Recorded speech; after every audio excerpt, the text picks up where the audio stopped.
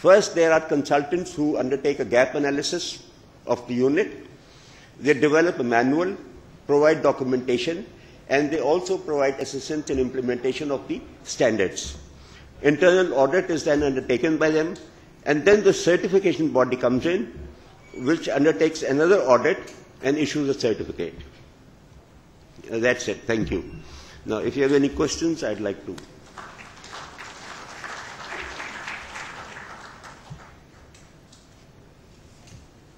Yes, please.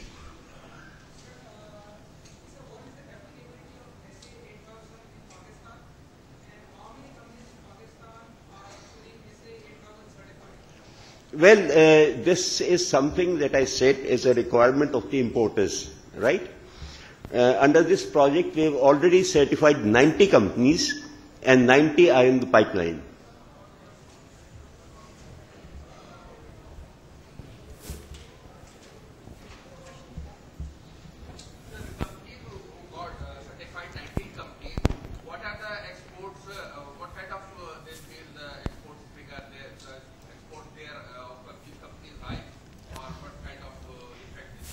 Well, these, like I said in the beginning, the certification does not distinguish between the size or the type of business, right? What it does is that it increases their acceptability in the export market. So you cannot really put a dollar figure that this is how much they gained. So what is the cost of this certification? The cost varies depending on the size of the company. But the government under this project picks up about 50% of the total cost.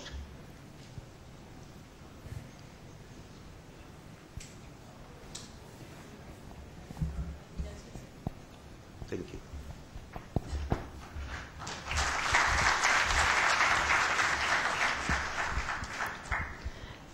Thank you very much. And as has been repeated throughout, certain kinds of certifications and standards do help uplift the interesting thing was help uplift the image and reduce the burden on CSR within a company, which a lot of companies in Pakistan struggle with. Our next speaker is going to be talking about carbon credits for financing green projects, and this will be done by Mr. Omar Malik, who's a co-founder of Carbon Services. Let me tell you a little bit about Mr. Malik. Omar Malik is a co-founder of Carbon Services. He's responsible for new business development, international partnerships, and the company's expansion to new markets. Since the company's inception, he has overseen the development of over 30 CDM projects and carbon transactions in excess of 20 million tons of CO2. He is actively involved in commercialization of CER and VER transactions. Omar has an MBA from INSEAD in France and a BSc in Finance from Georgetown University in Washington, D.C. Please help me in welcoming Mr. Omar Malik.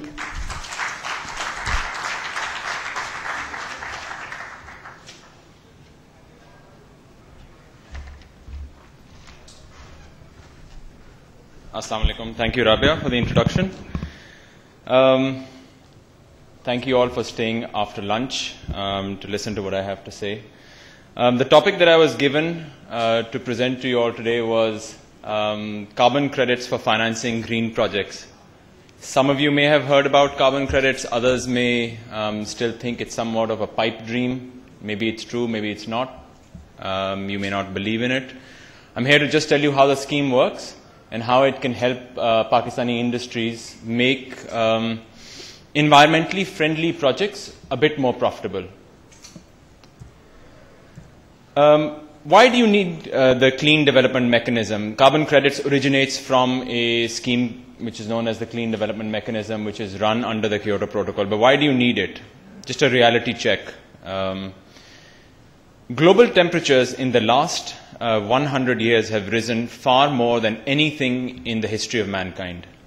You have already a recorded 1 degree increase in global temperatures, which is catastrophic, as you see later on in the presentation. And this is becoming worse and worse. You have larger risks of hurricanes, natural disasters, which are caused by global warming.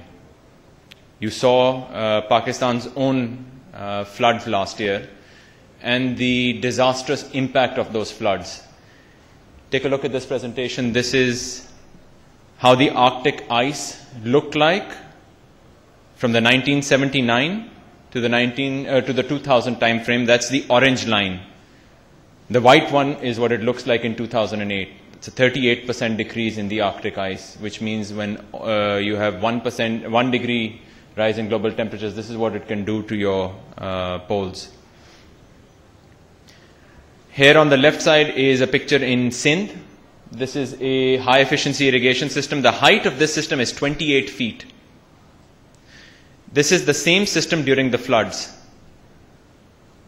It's a 23 feet river of flood going through agricultural land. How does this happen? You have greenhouse gas emissions which are coming from methane, which is produced by animals, from nitrous oxide from factories, CH4 from grid stations, and then all sorts of carbon dioxide and hydrofluorocarbons from household consumers, industries, etc.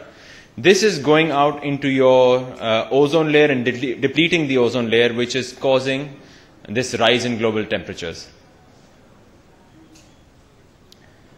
There's another chart to tell you why this scheme was created, basically. The line over here, the 0 point, is the year 1950. Everything before 1950 is the amount of CO2 parts per million. And this is how it has shot up in the year 2007, between 1950 and 2007. CO2 levels have never been this high in the history of mankind. I mean, at least in the last 400,000 years. So developed countries got together and basically said, we need to do something to fix the situation. And they created the Kyoto Protocol, which America was originally a country which was involved in it. They eventually didn't ratify it. They said, we need to bring down carbon emissions to 5% below 1990 levels. 184 companies signed the treaty. It was ratified in 2005. And what it basically created was a scheme which looks a little bit like this. You have companies in the European Union and in Japan which are Annex 1 countries, which are given certain targets. So for instance, Germany has a target that Germany last year emitted 300 million tons of carbon dioxide. This year they are going to emit only 275 million tons. That 25 million ton reduction target is split across every company that works in Germany. किसी एक company का example ले लेते हैं. Let's say you have a cement plant in Heidelberg, Germany, which has been asked to reduce its emissions by 500,000 tons. They have three choices about what they can do. They can reduce the emissions within their own factory boundary. They can do this by implementing more energy efficient equipment within their factory, by doing all sorts of measures, or reducing their production. The second option is they can buy European Union allowances for reducing carbon emissions. And the third one is they can buy carbon credits from environmentally friendly projects in non-Annex 1 countries, which are developing countries like Pakistan, India, China, Brazil. Pakistan to is a small player in this. India, China and Brazil are much larger players.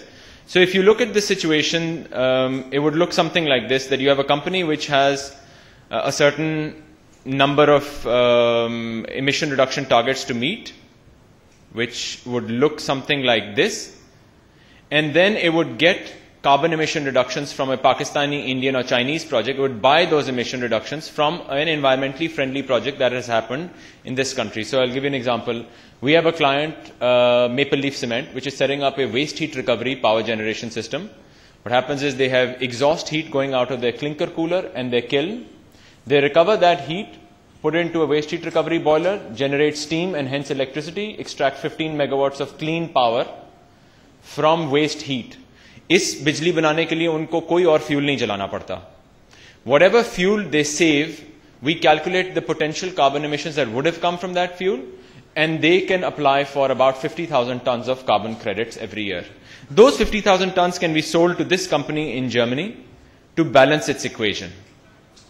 Similarly, you can have hydropower projects, wind power projects, solar, biomass power, biogas power, which balance this equation out.